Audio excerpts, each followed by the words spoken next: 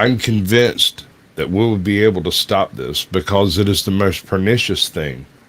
This makes Jim Crow look like Jim Eagle. I mean, this is gigantic, what they're trying to do, and it cannot be sustained. Ex-President Joe Biden. And I don't know why.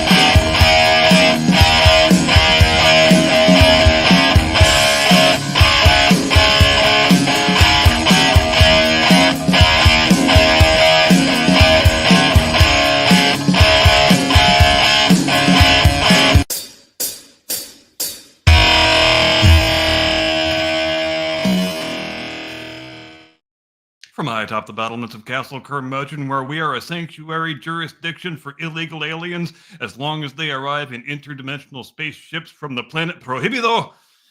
Good evening, Mr. and Mrs. America, and all ships at sea. Welcome to the Blast Radio. So good to have you with us tonight. Here's your golden age of Western civilization news roundup for the week ending 15 August 2025. Dateline Washington, Monday, 11 August. A group of prominent elected Democrats, including Maryland Governor Wes Moore, former House Speaker Nancy Pelosi, and Maryland Congressman Glenn Ivey, joined forces earlier this week to express their outrage over President Donald Trump using his constitutional powers to attempt making our nation's capital no longer be the most violent, crime-ridden dystopian hellscape in the entire Western Hemisphere. They issued a joint press release on Monday, and do we have that statement, Jim Eagle? Thank you. The statement reads as follows. Bad Orange Man, January 6th, fascist authoritarian, end quote. So, needless to say, a very sober and well-reasoned list of grievances. Word has it the White House press office was working late into the night on Monday, preparing a list of detailed rebuttals. Upon being informed that Article 1 of the Constitution and the D.C. Home Rule Act of 1973 both give the president broad, unreviewable authority to deploy federal military and law enforcement assets in Washington City in any manner he sees fit, Governor Moore was quoted as saying, "I've never heard of those things. I'll have to check with my staff, but he is still a very bad orange man," end quote. Speaker Emerita Pelosi was quoted as saying, "Sorry, I'm afraid our connection's breaking up, and I need to go run to the store for some denture adhesive anyway," end quote. And Congressman Ivey was quoted as saying, "Fuck you, go to hell, and also fuck you, because I've just received this week's Party Talking Points memo, and it says we should use a lot of goddamn profanity because it makes us seem really fucking relatable, and also, fuck you, you fucking motherfucker," end quote. Dateline Sacramento, Tuesday, 12 August. California State Assemblyman Carl DeMaio, who's a Republican, believe it or not, said earlier this week that the attempt by Democrat Governor Gavin Newsom to seek voter approval for unilaterally redrawing California's congressional districts is both illegal and unconstitutional, and he ain't wrong. It's a fun little quirk of the California Constitution that you can take pretty much any question and put it to a referendum of the voters. If you're an ordinary citizen or group of citizens, you have to spend many months and many millions of dollars collecting the requisite amount of signatures in order to place the question on the ballot.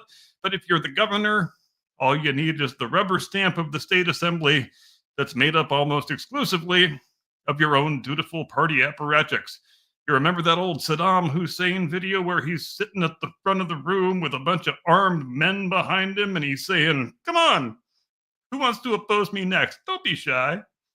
That's pretty similar to what a California State Assembly session looks like in the year 2025, except without the guns, because obviously guns are icky. So they just throw glitter bombs at the dissenters, and they are then dragged off to the execution room by a squad of specially trained drag queens.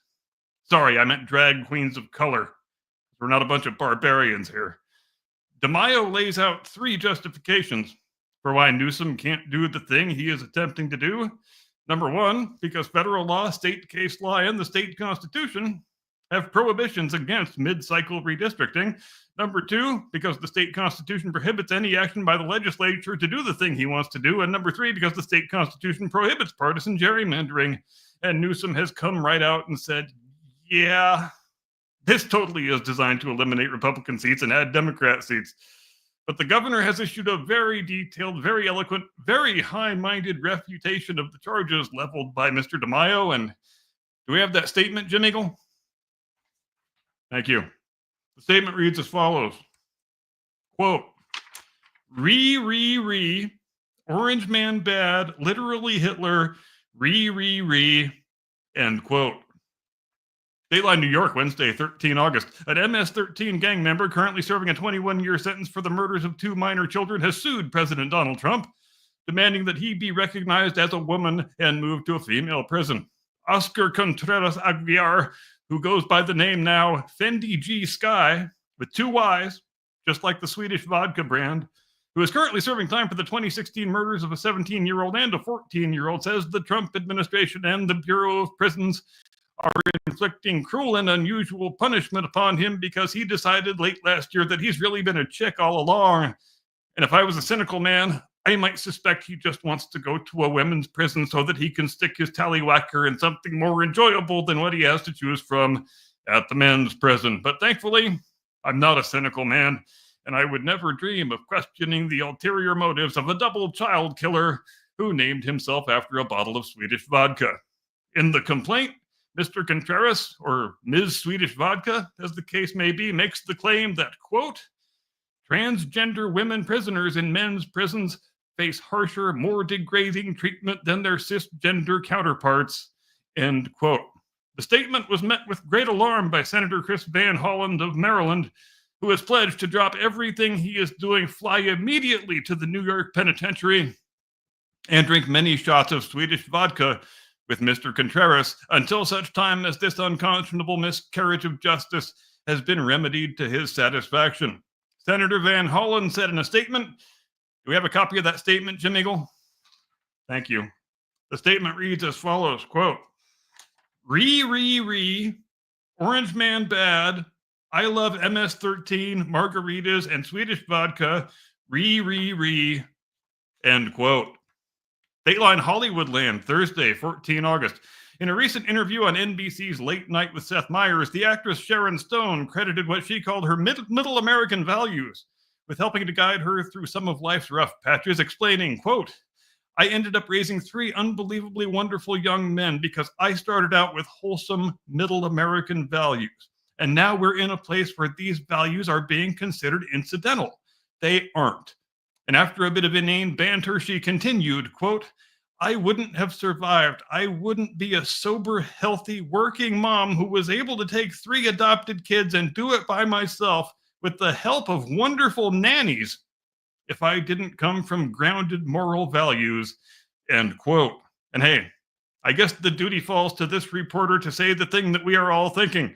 Only in America can you be a woman whose primary claim to fame is being the author of the first split beaver shot in a major Hollywood motion picture and claim with a straight face that something called middle American values enabled you and your wonderful, amazing succession of Latino domestic servants to shepherd 3 young boys into adulthood without dressing them up in women's clothes and having their genitals hacked off, which I guess in the context of Hollywood parenting, maybe that really is as close to middle American values as we're ever going to get.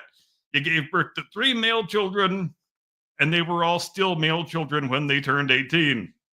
But you never could have pulled it off without Lupe and Consuelo and Maria. Well, until Maria got deported, and then Lupe and Consuelo were on their own. Hell, those are such traditional middle American values. It's almost like goddamn Little House on the Prairie up in here. I haven't felt so traditionally American since that time Mrs. Cleaver asked Mr. Cleaver if he was a little bit hard on the beaver last night. And if there is a deeper lesson here to be learned by young women in America, I think it's this. It's totally fine to become famous by showing your vagina on camera. And if it's a good vagina, you might one day be able to afford a cadre of illegal aliens to raise your children because, let's face it, the less time they spend around their mother, the more of a chance they have to reach adulthood with all of their wedding tackle attached. Dateline, Harrisburg, Pennsylvania, Friday, 15 August. Little League Baseball released a statement this week in which the organization condemned what it claims is the continued proliferation of bettors gambling on Little League World Series games. And yes, right off the top, if you're placing wagers on goddamn Little League baseball games, it's probably fairly safe to say that you have a rather severe compulsive gambling problem. Like, seriously, how do you arrive at a point in life where you're calling your bookie because you want to lay down some action on today's Little League World Series game? Hey, Big Jimmy, I got a hot tip that the Puerto Rico pitcher's got a sore arm, so give me 5 large on the Taiwan kids at minus 500, will ya? Dude, you are betting on 12-year-olds. But did you already get down on all the pro wrestling matches and you just couldn't get through the rest of your day without something else to bet on? And please, don't even think about having half a conscience or anything resembling a basic sense of decency and confining your gambling activities to things where the participants are, I don't know, adult professionals, because damn it, you might have the chance to wreck the innocent of some preteen children, and you might even make a few bucks in the process. So everybody wins, right? Because we know what happens in sports, any sport, every sport, once it starts getting infiltrated by scumbag gambler sacks of shit. It's a tale as old as time, really. If the bookies are going to lay odds on Little League games, then people will bet on them. And when people bet on sporting events, the inevitable, unavoidable result is that players start getting bribed to throw games. And you're going to do that with 12-year-olds. Nobody gets to have the innocence of honest amateur competition, not even freaking 7th graders. According to a statement from Little League Baseball Incorporated, quote, Little League is a trusted place where children are learning the fundamentals of the games and all the important life lessons that come with having fun, celebrating teamwork, and playing with integrity. And no one should be exploiting the success and failures of children playing the game they love for their own personal gain. And I'm sure lucky here because the over-under on the length of that statement was 350 characters, and I took the under. So I just won me $200, baby. That's all the roundup you get. I know you wanted more roundup, but there isn't any more, and that's just too damn bad. And I'm going to transmit you into the custody of my co-parent on this program, the one and only, your friend and mine, the big hominid himself, Mr. Caucasian Sasquatch. Tactical nuke incoming!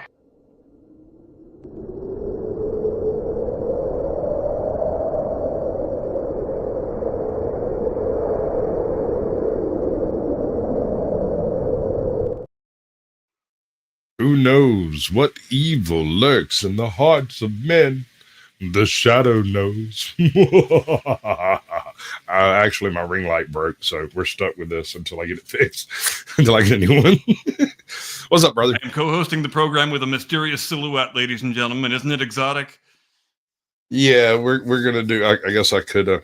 Till we meet again, He-Man. I don't know.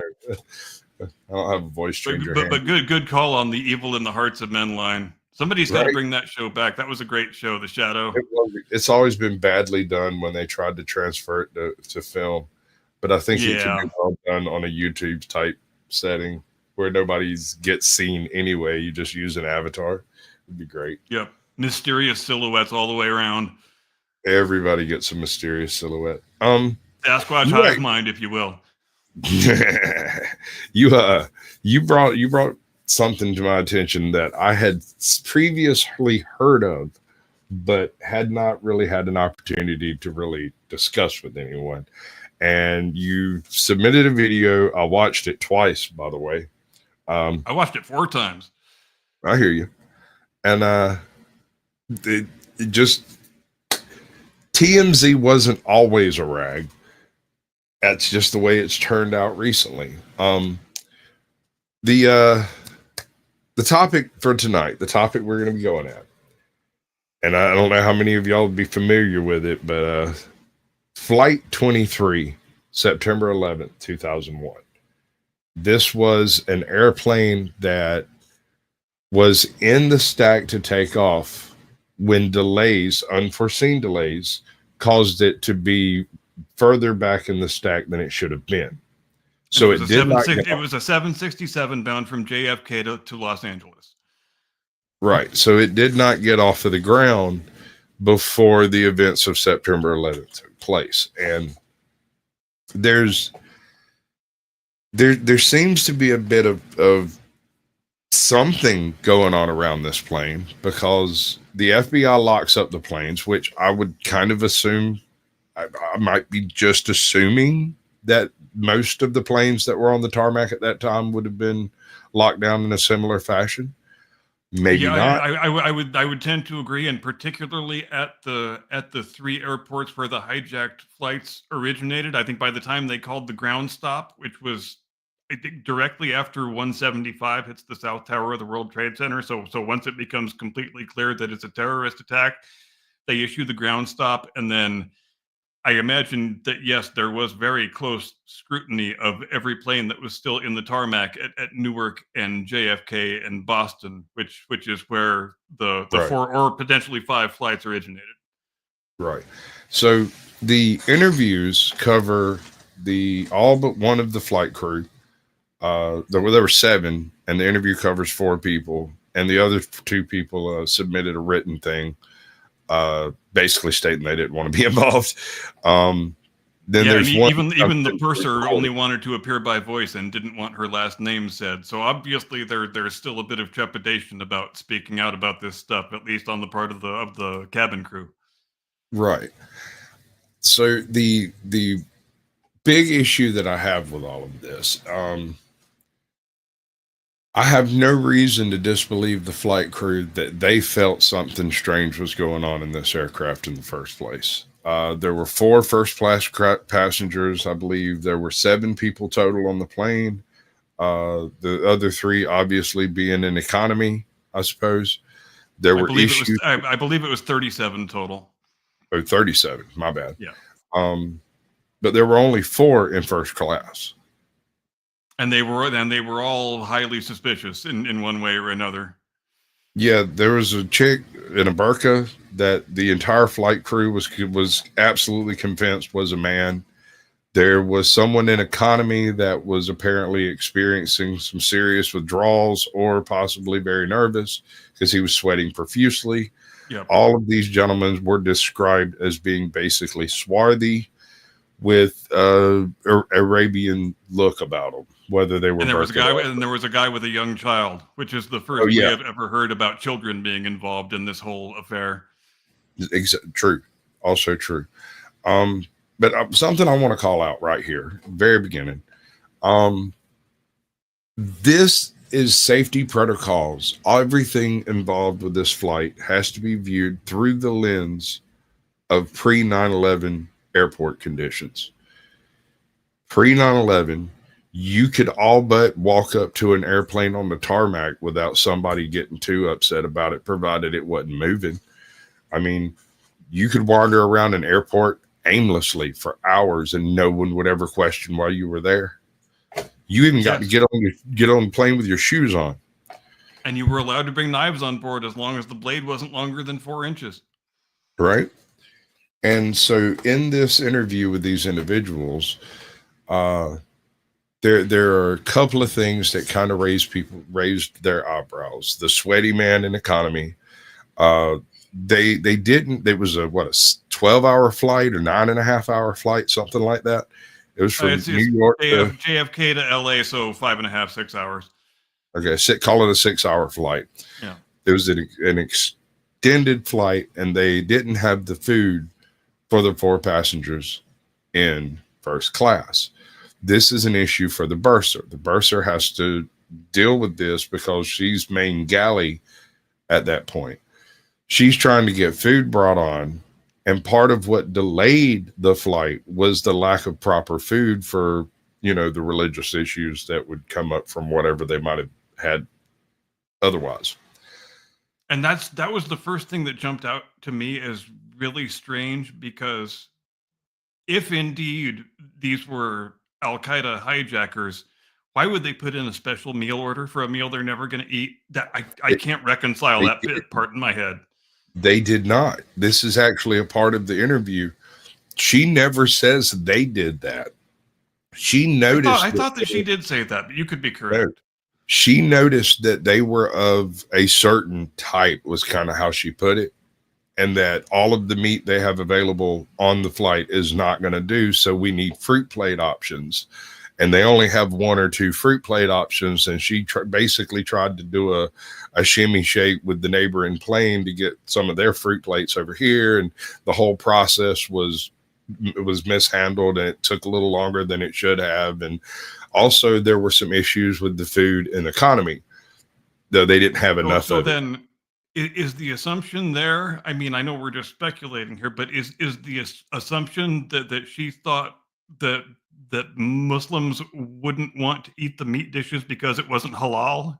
Is that what we're talking about? Okay. Yes, that was the impression that I got, having watched it twice, that she was concerned that they didn't know what was in the meat, and so they couldn't say it was halal. And this might have been a question on the plane, but I don't believe it was actually brought up by the passengers. One of the passengers was very specific that we don't need to eat. It's not going to matter. We need to take off. And that was the guy in the suit with the small boy with him. The tan suit with the kid. Yeah. Yep. So clearly his impetus was to get the airplane in the air as quickly as possible, and I don't want to wait around for any goddamn food. And if I'm not mistaken, the scheduled departure time for that flight was 9:00, and Flight 175 hits the second tower at 9:03, and then the nationwide ground stop comes almost immediately subsequent to that. So they're only 3 minutes behind schedule, but the operation is fucked, if indeed it was an operation. Sure. But you would expect that to take place to some extent. I mean, once you have a major air disaster take place due to lost control of the plane, the usual response is to ground everything for the next 20 minutes. Yes, I think also this is consistent with the fact that the KSM, Al-Qaeda, whoever you want to call it, they were very meticulous about assigning their hijacker squads in descending order of quality and competence. And also, those were the flights that took off the earliest. Flight 11 took off 8:00 on the dot, I believe, and you've got the best group of hijackers on that one. You've got Muhammad Atta as the pilot hijacker, who is the ringleader of the whole operation and the best pilot they've got, and what they thought were the 4 best muscle hijackers. So they assigned those crews in descending order of how well they thought they could get the job done. And the first 3 obviously did get the job done, the job that they were there to execute and carry out. And the 4th one obviously didn't. We're not sure exactly why, but it seems like somebody got some cold feet and then decided to proceed, and they wound up making the turn way too late. And by that time, the passengers had all found out what was going on, and you had the revolt. And ultimately, we go down in a field in Pennsylvania. But if this is the fifth one, if this was supposed to be the fifth one, out of how many, we don't know. KSM has never really specifically said that. He has just kind of ambiguously said that, oh yeah, I had some backups, but I'm not going to tell you how many. Then if there's four of them and one is a little kid, then you've got to have a pilot, and you can't use the little kid for muscle. So you've only got one pilot hijacker and two muscle hijackers, which gives this crew a significantly diminished chance of success from my perspective. That's assuming these people were even involved. We'll get to that in a second, though. There is something to suggest it. I don't think it's a terribly strong lead, but it is an interesting and quixotic one. Let's stick with the food for a minute. This causes enough of an issue for the airline to delay this flight for 3 minutes, maybe 4. That's enough time for one full slot in the stack to move up. They end up behind. They get stuck out there. They're second from taking off when the call comes in, and they're told, "Look, there's been breach of cockpits, batten the hatches." They lock stuff up behind the door so the door can't be opened. And essentially, the only way into this cockpit at this point is if they physically rip it off its hinges.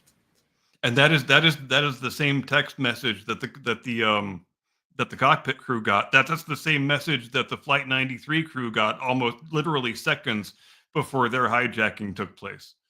Exactly. Beware cockpit intrusion. 2 aircraft have hit the World Trade Center. Right. So now we have the cockpit crew is aware that something hinky's going on. And about that time, the number one, the bursar, calls up to the front, to the cockpit going, "Hey, everybody in first class we're looking really, really antsy for some reason. They're really wanting to take off. Do we have very anxious to get in the air?" Yep. Yeah, very anxious. They've turned down all of our amenities. They're no longer interested in being in this state. They want to go. And that's when the call comes in that they're standing down all flights. Nothing is leaving this airport. Basically, get out. You don't have to go home, but you can't stay here. Yep. This is where things the start. airport is being shut down. This place is closed. Go home. So you're on your own. You're on your own is the quote. Yes, sir. Yep. So there's this point where they're in this airplane and they're taxiing back to the terminal to offload. They pull up. The airplane next to them pulls up, and I don't remember the details on the airplane next to them, but it was a 1 flight number difference for the flight. The tail number was 1 digit off. Right. Is what the pilot said. So they pull up. Everybody disembarks. After they disembark, the bursar has to walk back through, verify everybody's off the airplane. Everybody leaves. She notifies the pilots. The pilots then visually acknowledge there's no one in the airplane except there is a mechanic that comes up to the door and knocks to let them out. They come out. The mechanic walks them out. He says, "I have to lock down everything in this aircraft right this way." The pilots leave. This guy shuts down the airplane, leaves with the pilots. Moments later, people in both the terminal, the ground crew, and one of the pilot crew saw someone moving around on the airplane that had just been locked down. Yep. That information takes 27 minutes to move up the chain of command to get SWAT to come and take a look at the fact that an empty airplane seems to be occupied. When SWAT enters the doorway, both the EE compartment door and the cargo electronics bay, door, the electronics bay, and the cargo bay doors are both open on this airplane. The hatches, yep. They search everything. They find nothing else out of place and nothing untowards on the airplane other than them 2 panels being out of place. However, which lines up with the 2 men who were seen scurrying around in the passenger cabin after the aircraft had been locked down, Right. which would seem to suggest accomplices on the ground potentially affiliated with either the airline or the catering company or one of the ground service subcontractors. So that's what I want to take a look at right now, specifically. The pilot was asked during the interview, is there any reason you would have a crew member enter or a ground crew enter the airplane after it's been locked down like this? And he sat there real quiet for a minute, finally said no, unless they were there to change something that was there. No. Yeah, and he thought about it for a good long moment, and he's like, I got nothing. Yeah, there would really be no legitimate reason for ground crew to enter that airplane or any airplane at that point. I mean, that would implicate them. That could feasibly implicate them in massive goings on. Yes, because the reason they were locked down and sterile and secure is so that the SWAT team could go in there and do a thorough check of anyone and anything that might still be on board. So you bet your ass that there was nobody on the ground affiliated with any airline or any subcontractor who would have had any legitimate reason to be ingressing that aircraft from the bottom and opening up floor hatches. So that's the biggest consideration, is that ground crew entered from the floor hatch. They entered the electronics bay from the tarmac. If you watch the video involved, the individual doing this would have to be fairly sporty. And I mean, if he's wearing a uniform, then nobody would look at him twice. He could climb in and out of any of the planes he wanted to. I am a little curious about, and oftentimes that is the way ground personnel actually, gain access to the interior of the aircraft, especially if you don't have a jetway or a set of air stairs on hand. right? And yes, you do have to be a fairly fit young man to be able to hoist yourself up. It's probably 5.5 feet up there that you got to be able to grab onto the edges and lift yourself up in there. I mean, a reasonably fit young man should be able to do it, but it's not something anybody can do. Yeah, if you're not tall enough, that would be a big caveat Yep. right there. Yep. Because an individual who can't make the jump just can't do this job. So Right. this gives us a window of height, weight. You're not looking for an obese fellow. You're not looking for Kareem Abdul-Jabbar. You're not looking for a Marty McFly, all 5'1" of him. It has Not to be even looking for the Undertaker. Exactly. So, and that's another thing. The space in between the electronics compartment and the actual airframe compartment is fairly tight. It's not the kind of place that a very long, lanky individual would be comfortable going through. That being said, let's move to the neighboring plane.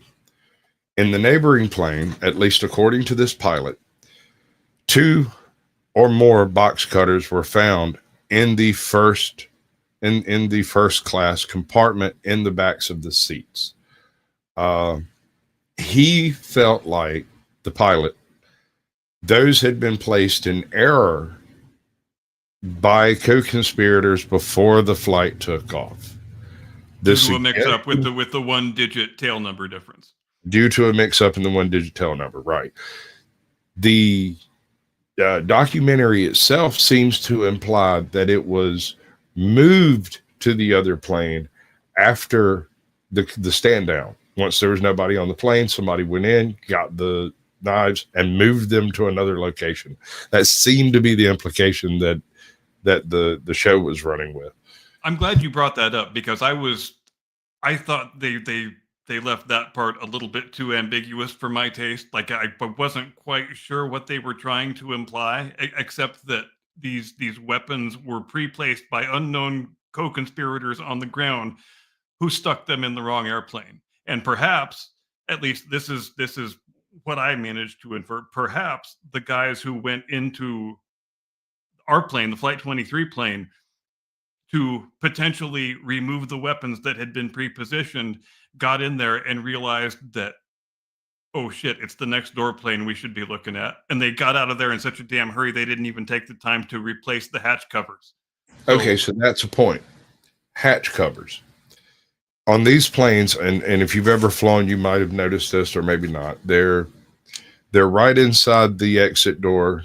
Some of these planes have a single exit door, some have two, but usually they use the front door. I did a little research on some of this in between the two watchings. That goes directly over this particular hatchway we've been discussing. Now, the other hatch was also open, and nothing else was ever really said about that. No information. Furthermore, no information on the states of hatches and the other airplane where knives were supposedly found, box cutters. And you're right. They did focus very heavily on the forward electronics bay hatch and not so much on the aft cargo bay one. Right. So I'm actually a little concerned on this one point. Part of the way these hatches are designed is they have a frill of extra carpet around the edges so that when you slide them into place, there's no obvious line on the floor where obviously this is a hatch. It's got some rebuckle around it and whatnot. And in order to get that to kind of flop into place, you've got to wiggle that thing around a little bit. They didn't even bother trying. They apparently knew that you weren't going to be able to do it from inside the avionics bay, and so they just skipped it. The cargo bay being open actually brings up a whole bunch of other questions. What else was taken off of this plane? Nobody got their luggage, did they? There was no mention of luggage. They walked off with what they had on them. That's an excellent point. There was no mention in the whole documentary about any luggage being offloaded, and that would seem to be a pretty big question. Right. And that could explain the access to the cargo bay and might explain the avionics bay as well under, the right state of, what were the ground crew thinking at the time? They knew there was a problem, but hey, we've got extra time with this airplane. Let's fix that bug we've been trying to chase down in that damn thing. Right. Yeah. Who knows? I can see it. It certainly is possible, and we have to consider all such possibilities before we go down nefarious boulevard all the way too far.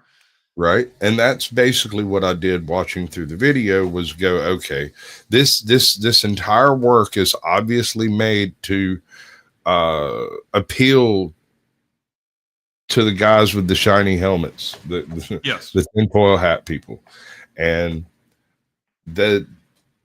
that implies that the more dark, the more mysterious, the less distinct the information is, the better it'll play long-term on YouTube. right. And I kind of found it weird that they transitioned directly from, there was a sweaty guy in the economy department, and we talked to the FBI, and the SWAT said that the things were open and they wouldn't help me get my disability. It was a weird transition there. It's a strange pivot. And they spent a lot of emphasis on the fact that apparently every member of the cabin crew tried to get full disability out of this, which seems kind of weird that you would be unable to work forever just because you got kind of spooked one day when so many other people actually died a horrible, fiery, violent death. It seems like a bit of overkill to me. Sure. And I mean, I get it. Maybe it would have been a shakeup. It was a shakeup for me, and I was in Georgia at the time. I mean, I very vividly remember that morning.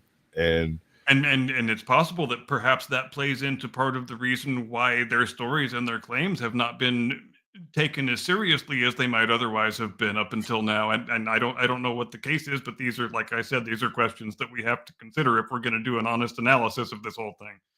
Right. So this brings us to the various court cases, lawsuits, and whatnot, which United ultimately lost. They did pay out. That being said, all of these people lost their jobs, and I don't think any of them flew again, as far as... It sure doesn't sound like they did. Which, more power to you, whichever way you are on that one. Yeah.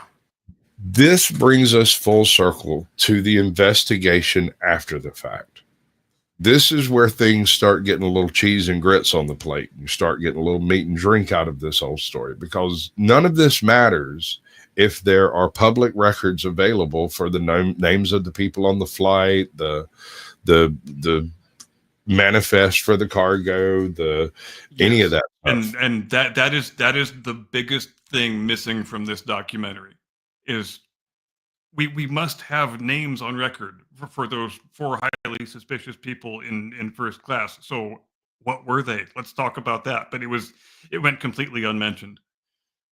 Well, not entirely, because the pilot did make the statement that he had asked around about what had happened about all of it, and what he got back was virtually nothing. And then when the actual journalist tried to get information on it, they did a Freedom of Information Act to the FBI and No probably response. JFK as well. And there was a complete lack of response. Ordinarily, if there's a Freedom of Information Act and there's nothing questionable about it, you at least get a response of where to go to find the information without having to do the Freedom of Information Act. But a lack of response, that's written into the language of the law. You're not supposed to be able to just ignore FOIA requests, but it is the FBI. and it is a very interesting FBI. I'm glad you brought that up. This is not your modern FBI. This is a little different. You have to remember, this was Bush years. We're still pretty close to Hoover's FBI at this stage. Yeah, you're not far off of it. Yeah, we're not far off. Definitely Bush FBI. I mean, it had been a while since he was director, but this is still the same flavor, as it were. And these people, I believe Bob Mueller would have been the FBI director at this time. Oh, really? Yep. Wow. Did I just make your head explode? Not really, but you definitely opened a few more pathways for questioning. Because anyway, we'll get to that. So SWAT team comes in, the doors are open, the FBI questions everyone involved, and everybody goes their separate merry ways. There's there's some frou-frou about payouts on permanent disability and whatnot. I don't think that has any bearing on anything at all. Honestly. But on the evening of the day, the cabin crew and the cockpit crew are all bundled into a van with blacked out windows and driven to be interviewed by the FBI, and they are shown a lineup of potential suspects, which doesn't seem like a thing that would have been done unless the FBI thought there might be something going on here. Right. And there's a few other details involved in that. So them being sequestered in a hotel is not unusual, because that's basically what would have happened had they gone to LA. They would have been stuck in a hotel until their next flight. And so putting them in a hotel here was just a matter of the United basically saying, hey, instead of 4, we've got, instead of 7, we've got 4, everything's going on. We need to swap. And they would have had no way of getting to the West Coast anyway, because absolutely no airplanes flew for the next 4 or 5 days. Exactly. And so this leaves us in a position where obviously some level of FBI investigation took place into Flight 23. Whether or not they were investigating all the flights that were grounded in this time period or not is still up in the air. Nobody has any clue. And that's a highly pertinent question. Yeah, that's a big deal, because if the blades, if the box cutters were found on the very next flight with the very next flight number, tail number, which I was a little bit confused by that. He seemed to be saying that the very next tail number was also parked next to him when they were stood down. Is that what he said? Well, he seemed, the way I heard it or saw it, he seemed to have the impression that somebody was supposed to stow weapons on his aircraft and accidentally stowed it on the aircraft next door because the tail number was 1 digit different and they just got it wrong. And again, that might have a part to play with, guys rushing around the cabin and realizing, shit, the weapons aren't here. They're actually in the next door plane. So we got to get over there. So we got to get the fuck out of this plane. And let's not even take the time to replace the hatch covers. But they didn't get to the next plane. Correct. Because the weapons were discovered on board in the first class seat pockets. Right. So I kind of find that's part of what I kind of have an issue with. If their purpose was there to remove evidence of weaponry in the airplane and they got the wrong airplane, or rather, the people hiding the weapons got the wrong airplane and the people going to get the weapons got the right airplane, there's no reason for them to know where the hell those things went. Yeah, They and wouldn't necessarily look at the next airplane at all. and also why too, if you were Al Qaeda, would you have different people placing and retrieving the weapons? It would seem like you would want to have the same people doing it to eliminate not only cross pollination of knowledge, but also the potential of a screw up like the one that evidently might have happened. Right. Right. And the thing that keeps rattling around in my head about the possibility of accomplices on the ground, potentially, with the airline or the catering company or whoever, it makes me think about Flight 93, because on Flight 11, Flight 175, and 77, all the knowledge that we were able to get from the passengers and cabin crew people on those flights was that there were 3 or 4 hijackers. They had knives or box cutters. They had red bandanas, and on 2 of the flights, they said that somebody sprayed mace or pepper spray or something that made it impossible for people to breathe in the forward part of the aircraft. And the thing that made me think about Flight 93 was that's the only flight that day where we heard about a bomb threat.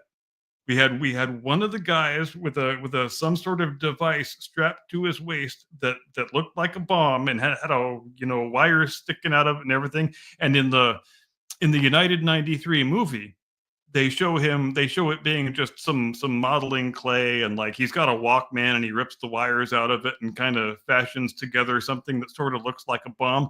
But if you've got people on the ground pre-placing the things that you're going to need for the hijacking, perhaps they didn't have to get the fake bomb through airport security. Perhaps it was already on board waiting for them. Perhaps it was already even assembled. Okay, so let's back up and look at this from the perpetrator's perspective. What do they need in place before they ever set up any of the rest of this stuff?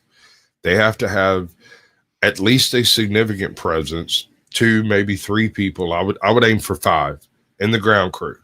So a couple in catering, a couple on the actual ground crew, maybe 1 operating somewhere in some level of janitorial, right? That would cover every part of the airplane, most of the airport, without having to go through security too many times. This would allow people to walk in and out of that place and nobody bat an eye about why there's an individual somewhere maybe they shouldn't supposed to be. And keep in mind, people, this is pre 9/11 security. It already was pretty easy. Oh yeah, and I'm always reminded of the assassination of John Lennon, because Mark David Chapman flew all the way from Hawaii to New York City with a 38 special in his coat pocket, and nobody gave him any trouble because airport security basically didn't exist. You could have a handgun in your pocket. That's just the way it was, because nobody had ever hijacked a plane yet. That really, that doesn't start coming in until the 1980s when they start bringing in metal detectors and so forth. But they still let you leave your shoes on. We won't get into that. And you can largely blame that due to the DEA and the drug war, because during that time period, a lot of the Colombian Bam Bam was brought in through international flights. Yeah. But, and I go back also to the fact that within 1 calendar week, the president was speaking to a joint session of Congress saying, we need to create this massive new central government expansion. We're going to create this thing called the Homeland Security Department. We're going to create a transportation security department. It's going to be great. And I said, even all the way back on the day, but why are we doing that when there was no failure of airport security? The things that they brought on board the aircraft, they were allowed to bring on board the aircraft. And it's also a thing that kind of doesn't reconcile itself very well with the need to have people on the ground pre-placing weapons in the aircraft when you were allowed to bring those weapons on board anyway. Exactly. And that's really where I think the question of whether or not Flight 23 was the fifth plane kind of falls apart. It doesn't require ground crew. It doesn't require people in the echelon. It doesn't require any further anything other than a handful of people with a real hard hate boner and a pocket full of knives.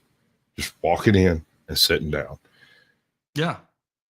Occam's razor in this case seems to point to the idea that Flight 23 was just a sketchy flight with some sketchy people on it. Homeboy was going through withdrawal and just broke up with his girlfriend. The other guy was a very unfortunately formed lady in a burqa and a particular very hairy hands that were unnaturally large. I get it. I'm just saying, like, you kind of got to go one way or the other on this. Either this was one of the airplanes and the FBI whisked away the folks that were involved and never to be heard from again with no idea of what happened to them, or they're off in Dubai somewhere just living it the frick up. But yes, you absolutely do have to look at all possible sides of the thing if you're going to be engaging in honest, rigorous, rational analysis, as we're attempting to do here, as TMZ fell short of doing in a few different ways, I would submit. Which, after I watched the video, I understood why you wanted to go over it, because there's a lot of missing details in here that even a passing mention of would have created less suspense, less drama, and less of an issue. Right, was it exactly the plane? I'm not going to say no, because that would be basically calling the entire flight crew on that flight assholes and idiots for being such dickheads. Yeah. On the other hand, I wonder how many other pilots thought they might have had a couple of those guys on. Were there any other flights like that? Yeah, I just as you do, I find myself unprepared to come down definitively on one side of the question or the other, which I think is why it's a fertile topic for discussion. Right. And there, I can't remember the lady's name. She wrote the book. She literally wrote the book on the 9/11 traffic that day. She covers it. I think I read that book years ago. I know I've heard of it. I don't think I've read it. I think my brother gave that book does have a good reputation, though. Well, as far as I can tell, accuracy is it's on her side with that one. And she seemed to believe that not only Flight 23, but that there were at least two other flights that at least her body language stated that it raised a red flag or something. Like, she thought there were more that just were left completely unmentioned by the 9/11 Commission. I was kind of surprised they convinced former Senator Bob Kerrey to sit for an interview. Who was the co-chair of the 9/11 Commission. Oh, the answers he gave were just as slippery as ever. You can tell when a guy used to be a senator. But what one gets the impression from certain of the responses that, I mean, because we know that there was heavy political pressure from the White House for the 9/11 Commission to complete its work, issue its report, and tie the thing up in a nice, pretty bow before the 2004 election, which they succeeded in doing. And I can very easily envisage a circumstance and a scenario where the FBI and the Commission decide we're just going to throw up some guardrails and we are going to confine our investigation to the things we know the best. We're only going with 4 airplanes. We're not going to get into any speculation about 5th airplanes or 6th airplanes. And who knows, maybe one day Khalid Sheikh Mohammed will be possessed to tell the truth and tell us how many planes there actually were, because he never has. All he has said is, yeah, I had some backups, but I ain't telling you how many or where they were. So it's all still kind of open-ended. It is. And this is one of those things we'll never get a satisfactory answer. If even if Homeboy were to roll over and turn Christian next Tuesday, you couldn't. Yeah, because even if he rolls over, he might be just pretending to roll over and blowing smoke up everybody's ass. You know, it's always a distinct possibility. Always a distinct possibility, especially when dealing with people who are willing to unalive others. I'm sorry, yes. I can't trust them. So this puts us over into the transition to our other verboten topic. We love verboten topics on this program. And this is something that popped up in my feed just a couple hours before the show, and I watched about 10 minutes of it, and it's like, oh my, not even 10. I watched like 2 minutes of it. Was like, oh my God, I've got to bring this up. This comes directly from, and it's not something I can just describe to you. This is something you're gonna have to look at, because I think he did a pretty good job, although he's obviously trying to bias the narrative here a little bit. Let's do this because I want to do it. All right, so I want everybody to see the new background. Y'all check that out. Y'all like that background? That's a hell of a nice background, isn't it? Glory, that's what it is. But this is from Voidzilla, 1.1 million views on his channel. He's probably going to copyright claim us. I really hope he doesn't, because I think it's a very interesting video. That happens most weeks anyway. Right. And what they've done is looked into the top 5 lies as exposed by the Epstein footage. And what he's done is gone in, taken measurements based off the footage, location, the types of cameras, the information available on the building, and the actual blueprints of the structure itself, and created a 3-dimensional model where he's going to go through and break down some of the details. So stop me if you've heard this one, right? Yeah. 3D to show you the top 5 lies hidden in the government's footage. And you can get the raw file on Patreon to explore it yourself, and let's jump into it. Lie number 5, you're going to get a video of the cell. And you're going to get the video of the cell. And you're going to see for Look at this man's eyeballs. He is terrified of what he is saying. Is he the FBI director yet at this time, or not yet? Okay. No. Not at this point. At this point, he's still doing the confirmation thing. So this is sometime last year then. I believe so. Okay. I believe so. I think this is the last interview he did before accepting the appointment. Got it. for yourself. Kash Patel, the FBI director, told us that this footage was of Jeffrey Epstein's cell, but it's not. Let's fly over to where Epstein's cell actually is. I've marked it with a green. So this is the actual cell. But it's not. Let's fly over to where Epstein's cell actually is. I've marked it with a green. About 84 meters away from the location of the only functional camera. I love how they can do that little drone style fly through. That's freaking awesome. I had to show that twice because I was so impressed by it. That is so awesome. I think so too. Door. Down the hall, we actually see a camera marked in red that wasn't recording the night of Epstein's death, which brings us to our next lie. There was only one camera. There's a video of him. No, not the actual act, but the entire MCC Bay. It was only one camera. Deputy Director Dan Bongino. One camera. There's only one in an entire prison bay.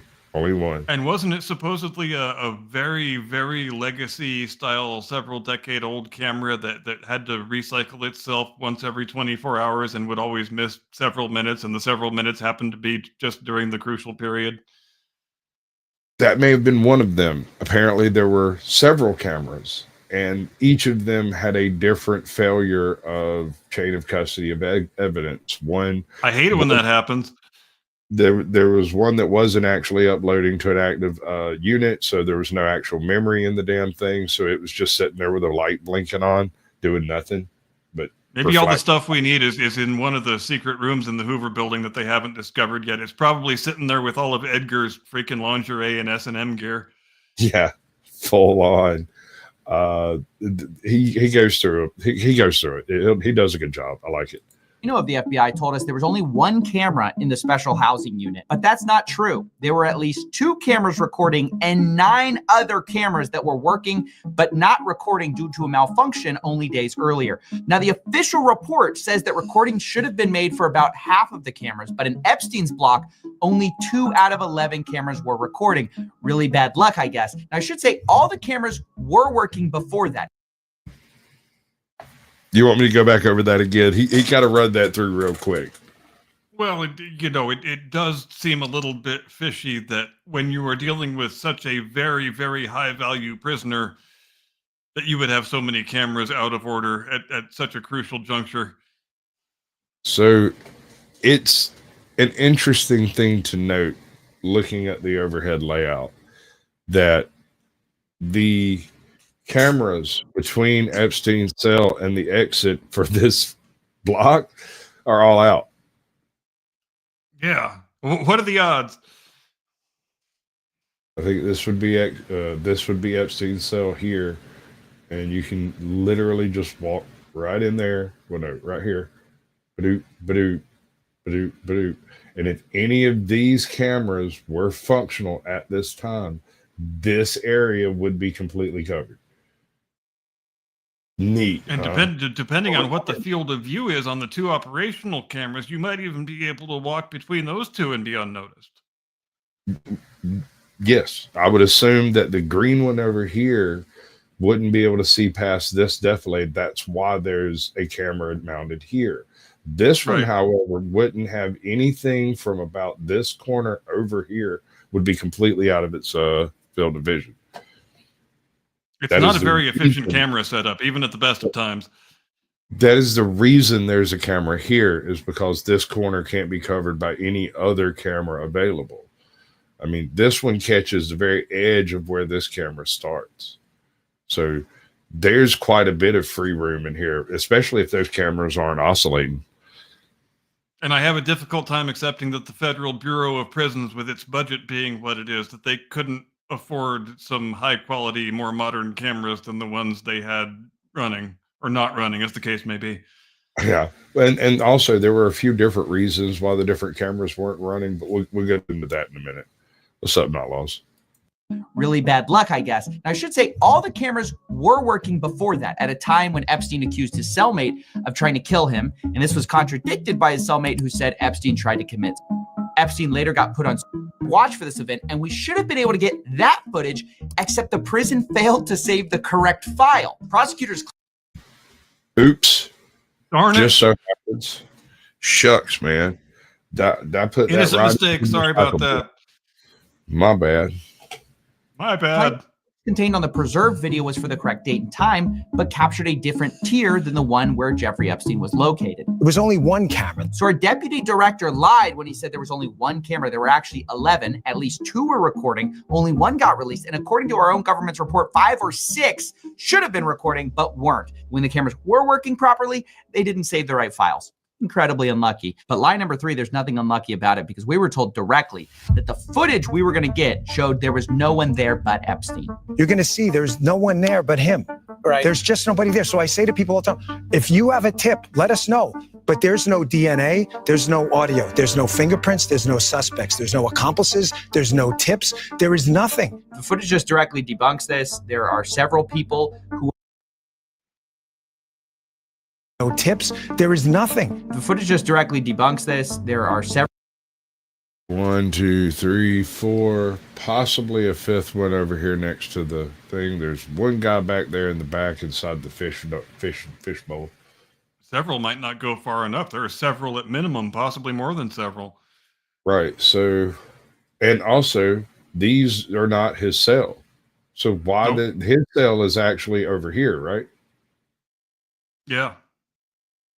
It was around, down, up, and to the right. So his cell would be right here. Do we need to go back to the wireframe diagram again? I don't. Maybe the audience does. Oh, I mean, it's right here on the video. people who appear in the footage. All right. Why do things bounce around in here? Does it just film a few seconds? I think so. I think it's such a legacy camera that it's like one of those old style webcams that only shoots a frame every few seconds. That's what it looks like. Well, it's shooting like 6 frames or 9 or something. Same With a difference, yeah. With a feckin' potato, dude. Like, look at this. There's like 19 pixels. I know. The FBI released. Like this is the best the Bureau of Prisons can do in the year 2020 whatever. Absolutely. Travesty. after lockdown walking up the stairs. The government's report at first called this laundry, but independent experts agreed, according to one analysis by CBS. At 10:38 p.m., the report says someone, probably Noel, carries a bundle of bedding or clothing up the stairs. It's a rare instance the video does catch movement on the stairs, but barely. Let's see that zoomed in and in slow motion again. Several of the video forensic experts we spoke with were skeptical about the report's conclusion and thought that the video could be showing an inmate walking up the stairs. Authorities say this was the last time anyone approached his cell block until his body was discovered the next morning. Again, while the video does not contradict that, experts who viewed the video say the limited field of view makes it impossible to definitively conclude that no one used those stairs in that time period.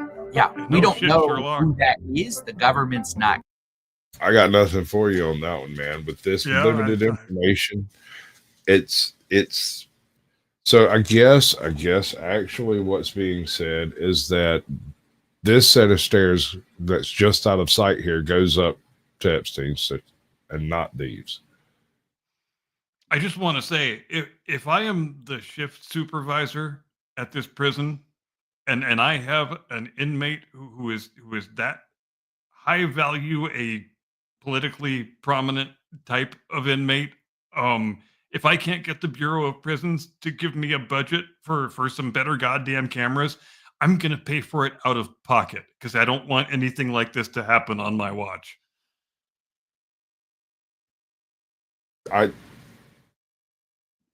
This is probably the most valuable prisoner since the Lord of War. It definitely was the most high value prisoner in the federal system. I don't think there's any doubt about that. I mean, unless there's some bond agents in there we don't know about, but beyond Right. that, yeah. Stairs in that time period. Yeah, we don't know who that is. The government's not clear. And there are also several people who are housed in the same cell block as Jeffrey Epstein, which, as we've shown, isn't visible to the camera footage we were given. So that raises questions, and so do the two prison guards who were on staff that night and had a view of Epstein's cell. Both were charged with falsifying records on the night Epstein died, specifically with them lying about completing mandatory rounds to check on Jeffrey Epstein the night of his death, despite a posted warning that read mandatory rounds must be conducted every 30 minutes on Epstein as per God. But they did not do that. Instead, As per God. Yeah, apparently it was just referenced through the prison system from God, right? This is so damn important. The almighty creator of the universe wants to make sure we do this. Absolutely imperative that he gets checked on every 30 minutes, and if not, what happens? It's the lost book of the Bible that says go check on Epstein every 30 minutes. Yeah, it was those other commandments. The ones It's that one Mel of the Brooks- it's one of the apocrypha. right. That's directly from the Dead Sea Scrolls that the FBI found and J. Edgar Exactly. Hoover here. All that inconvenient heretical stuff. Right.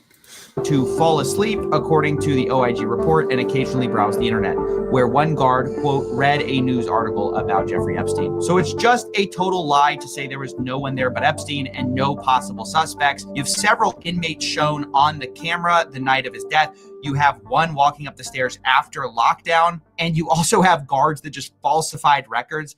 But this all brings us to lie number 2, the second biggest Pinocchio, and that's where they told us we're going to get the raw footage so we know there aren't shenanigans. We are I really like this particular clip.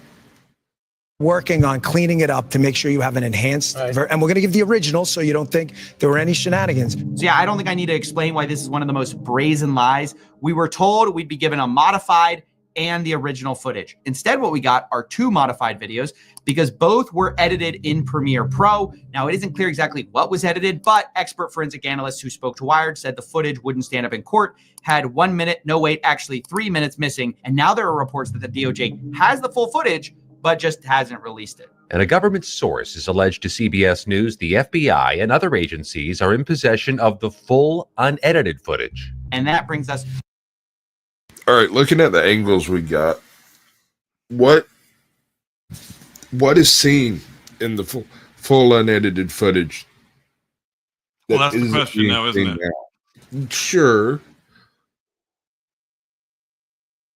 Well, and does that mean the footage we're seeing is edited? And if so, why and how? Right. Shouldn't we be seeing the raw footage anyway? I would submit we should be.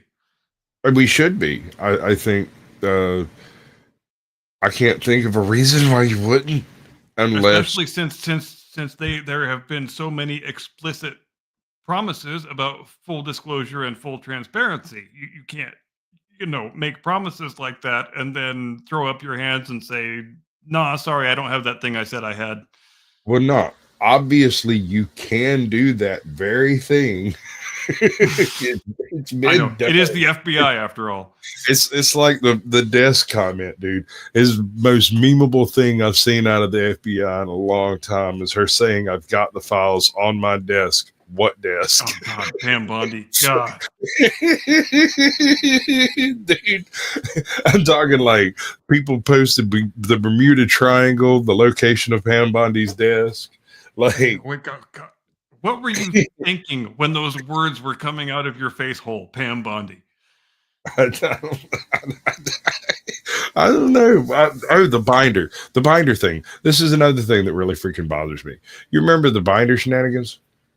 Yep. Okay, When they duped all those right-wing podcasters into thinking they were getting the goods, and they all photographed themselves triumphantly holding the binders on that. Yeah. But don't lie. If the White House had invited your ass up there to come get you a binder, your ass would be shit-eating grin right up there. You'd be waving it above your head, and then you'd be fucking pissed. About an hour and a half later, about the time that first migraine started setting in, when you realized you'd been had, you got bought. I might actually take a couple of moments before I stepped out the door and started posing for triumphant photographs to make sure there's actually anything of value in this binder I was just handed, because otherwise I might wind up making a fool of myself, and I don't like making a fool of myself. I might be willing. I mean, I'm just saying, if the White House called me up tomorrow, I was like, "Hey, we got all this information we'd like to disseminate, and we think you're the perfect person to do it." First of all, I'd ask you if he'd taken his medication for the day. You want to be able to trust your government officials and take them at their word. Well, you have no choice. You have to take the government seriously. I mean, But- even though it is the FBI, and the FBI has been rotten to the core for the entire 90 plus years of its existence, but still, in a perfect world, you would like to be able to trust these people and take them at their word. But I guess when you I don't know, the institutional cultures are very pervasive and they die very hard. Yeah. People get institutionalized very easily. And I think that, I mean, Darwin did kind of give us a playbook on that one, I kind of think. I'm just saying. Yeah. Yeah, you're not wrong. I keep asking this question: who won World War II, really? To the final point, the final biggest lie of all, and that's a direct quote from the DOJ memo about what the footage even shows. And it says this, quote, "Anyone entering or attempting to enter the tier where Epstein's cell was located from the shoe common area would have been captured by this footage." The government's entire case is built on this lie, and that's why it's the biggest, because their whole case for saying no one could have reached him is the idea that this one camera angle shows everything. But let's put Maxwell in our 3D twin and have him walk up the stairs. First. All right, here's my favorite part, because Here's the juicy part. Now we get to use modern fucking abilities on an ancient camera and clean up some of the grainy footage. I like the way they stained that edge right there. It's beautiful. It is. Put him on the left side of the staircase, and as you can see, you can barely make him out. However, if we put him on the right side of the staircase, you'll find that you can't see him at all. He's invisible from our view. So there's just obviously a blind spot here, which, by the way, the government already knew because they already admitted in a previous Epstein report, saying that this camera angle specifically was a, quote, partial view of the L tier stairway. So It's not a full view. You can't see everything. And as you can see in this excellent CBS investigation, you could actually access this stairway and Epstein's cell from a doorway invisible to the camera. But with the primary entrance here, the pathway from the entrance to the stairs is completely out of view of the. And there it is. Ultimately. And I guess we're getting too far to the 30,000 foot level to ask the question: who in God's name would design a prison this way? Well, keep in mind, if the rest of the camera systems were operating properly, none of this would be an issue because that door would be covered by 2 or possibly 3 other cameras, and is technically covered by another camera that is behind that freaking door. I hate it when 60% of the cameras are broken. Ain't that a son of a bitch? It is for him. Camera. Yeah, that's right. You could access Epstein's cell. Our replication of the prison shows the same conclusion. If we have Maxwell walking from the SHU entrance to Epstein's cell, we can't see him from this camera angle, even though if we make the walls transparent, obviously we can see him. But in the raw footage, we'd have no way of knowing if somebody walked this direction. This painstaking recreation of the special housing unit can put to bed the top 5 lies from our government about Jeffrey Epstein. 1, we didn't get a video of Jeffrey Epstein's cell. We got a camera that can't see it. 2, there wasn't just one. That really is an outstanding digital environment they built. I'm quite impressed with it. The doorway they're speaking of is right here. Okay, they can walk straight in, walk around the edge, go up this. I think these are the stairs you end up going up, but there is nothing stopping you from exiting this area, entering that area, and returning within the view of this camera. I want this camera. It says it's working. Where's that footage? But it wasn't in the darn binder. Camera, there were Gave 11. me this big old binder, and I was so excited. Before we can get raw footage. Right? Oh, Lord. So excited. Everybody's so happy. We I got thought modified. I was the king of YouTube when they There gave me are that binder. You've got to be the king of YouTube. If you're not, how can I be the jester?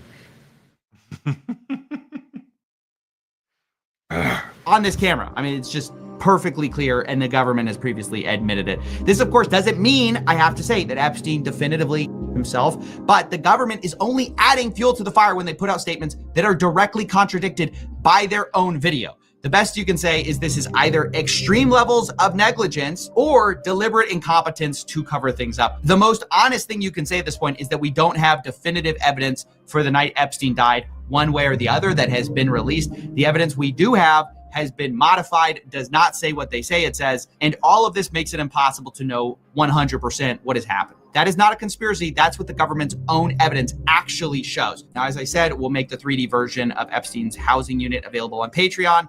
It's a Blender file along with a detailed look of how he created it. I should say the government's not exactly forthcoming about the exact specs of their prison, so we had to use.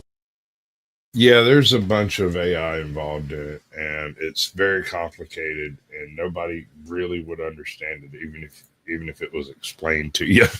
But they have a pretty good idea of what individual blocks look like. They're all basically the same, and we know what number cell he's in and where it would be located, and it shouldn't be too hard to extrapolate from there. Hamlin's razor tells us we should never ascribe to malice that which is adequately explained by stupidity. However, sometimes you have to find the dividing line where malice and stupidity actually meet, and oftentimes that's the difficult component in parsing reality from non-reality. And I'm not going to pretend I know where the dividing line is in this case. I wish we were closer to having an understanding of what actually took place here, but I don't think we do. I don't think we ever will. I think you're probably right. I mean, there's kind of two sides to this coin. Either exactly what they say happened exactly the way they say it, with, you know, a whole bunch of comedy of errors damn near it, and a bunch of oopsie daisies stacked up in a row, and damn, it happened, and it just happened to happen off camera, and aw shucks, folks. And it might be just the same with the matter of Flight 23 and 9/11 more broadly. especially when it's been almost a quarter of a century later, and the more years go by, the more difficult it is to parse those things out. But I guess that's why history is never really written, is it? Yeah. We're still rewriting the history of the Roman Empire, for Christ's sake, and 1,000 years from now, they're probably still going to be rewriting the history of 9/11.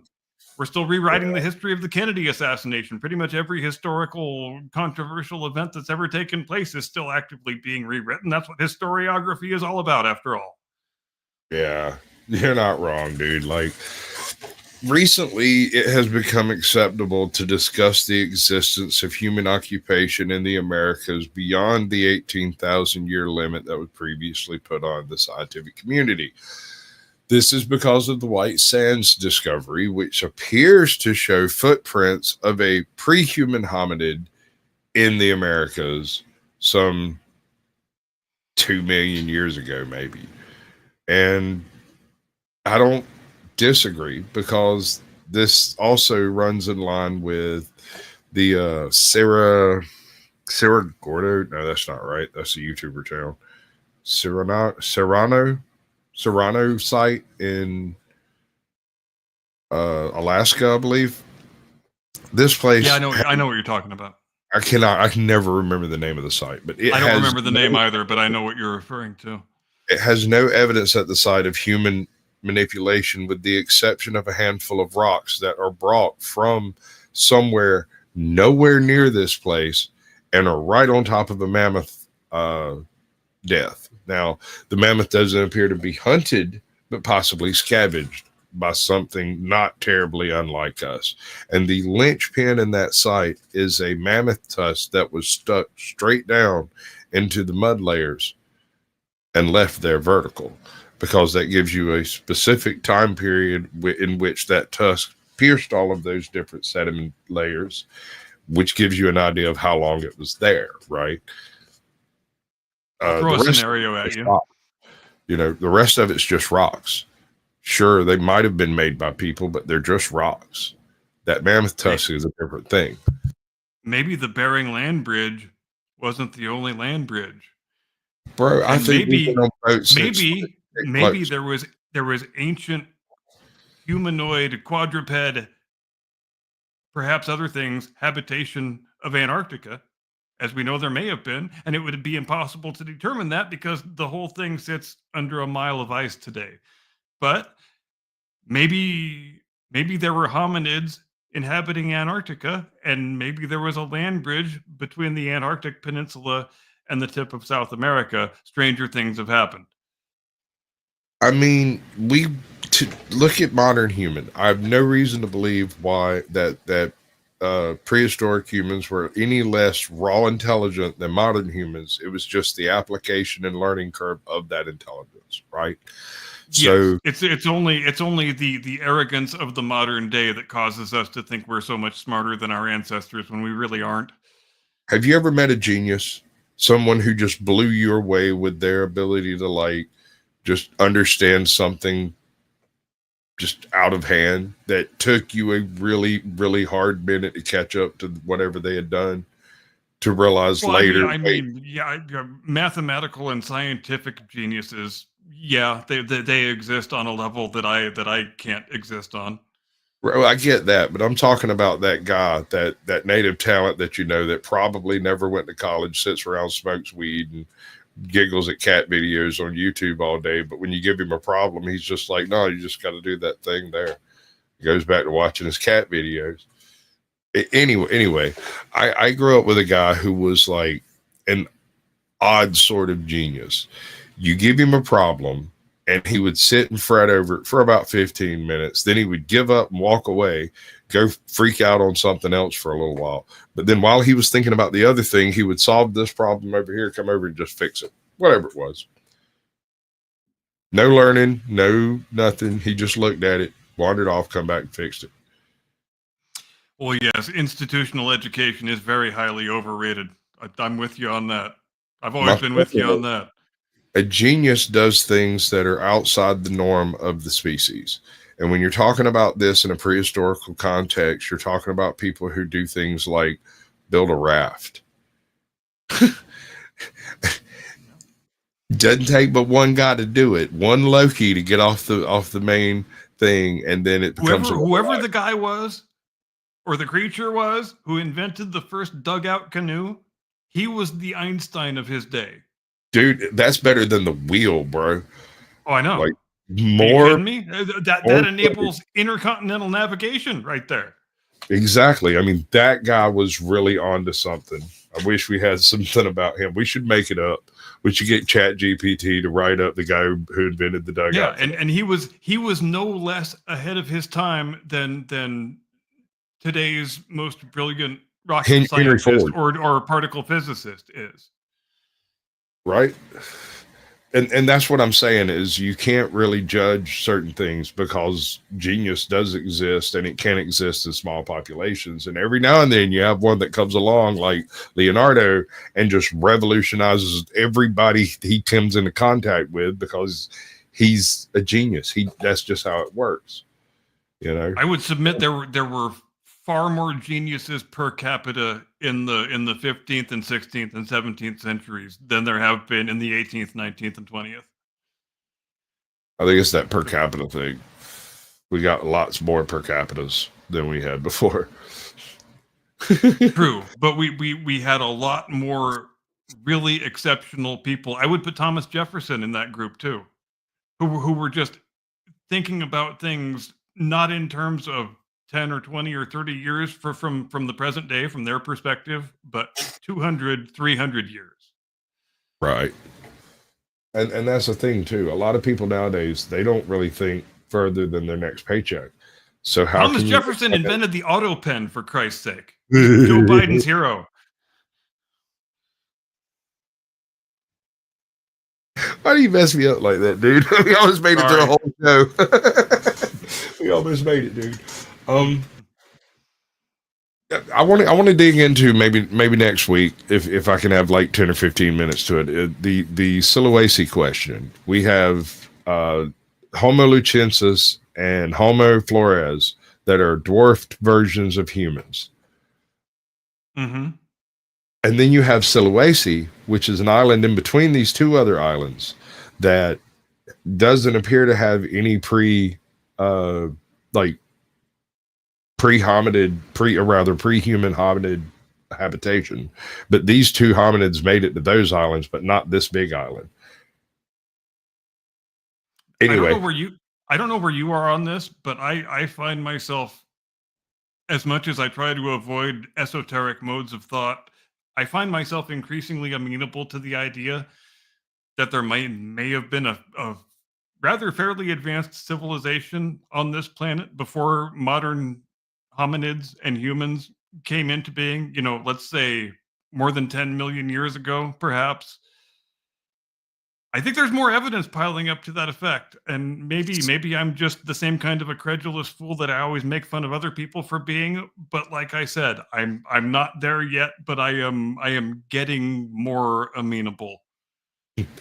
all right. So you're coming around. All right. That's the whole reason I keep this tinfoil hat around. It's because sometimes things just get too weird for me. But bro, the weirder it is, the more I know about it. I'm glad you were in silhouette tonight, because then you couldn't put the damn hat on. So what I'm going with on this whole thing is I have a different theory that would answer the out of Africa question without actually being an out of Africa scenario.